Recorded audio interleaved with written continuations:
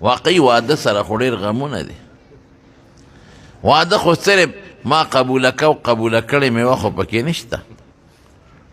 نو سړي واده وکړه کور ته لاړ، څومره دی د ښځې مېلمستیا وه، بیا والا دومره غټ لیست راوایسته، وي دا واله، وی دا څه دي؟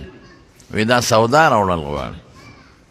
هغې کې وړو، چیني و، مالګه، مرچکې، مساله، ګوپي، ټماټر، تور باټینګه، غوښه، کیړی، سپلی، دا ټول هر څه پکې. وی دا څه دي؟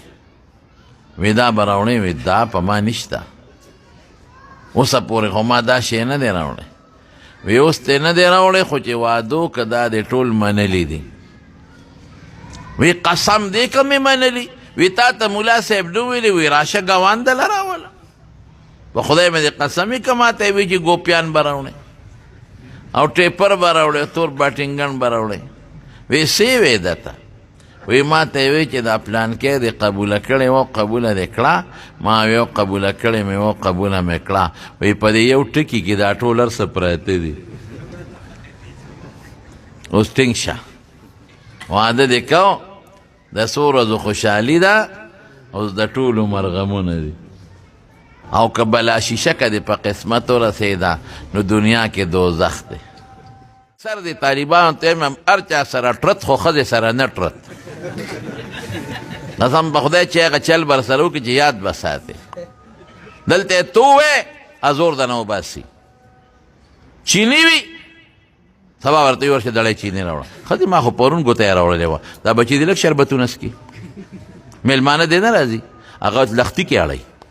چې تو وې که نه لختي کې چیني م واړئ، غوړي م ور واچوي. قسم په خدای دا لوبې کوي، دا ما ته پته ده. ښځه خو ناقص العقل ناقص الدین ده، ازور د نه هلته وباسي. سبا به دې غوړي، ښځې ما خو پرون ټیم راوړی، دا هغه غوړي نه دي، دا الوزي. وایي که نه وایي؟ دا بچی دی لږې پراټې خوري. چې تی ووایې نو نیم غوړي د لغونډ په لختي کې اړئ، چیني د لاړئ، مساله اړئ، چی اړئ، ازور د نلته وباسي.